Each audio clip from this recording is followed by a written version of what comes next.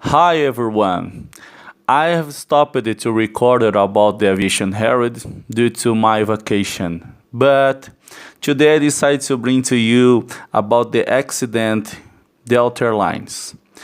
A Delta Airlines Boeing 737-900, registration November 8 26 Delta November, performing flight Delta Lima 2461 from Seattle to Minneapolis with 175 passengers and 5 crew, was descending through about flight level 260 on approach to Minneapolis when the aircraft encountered severe turbulence causing injuries to all cabin crew. The aircraft continued for a safety landing on Minneapolis runway 30 left about 20 minutes later.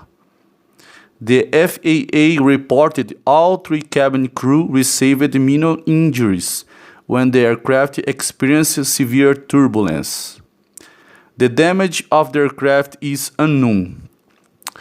The occurrence aircraft remained on the ground for about 12 hours before returning to service. Dawn.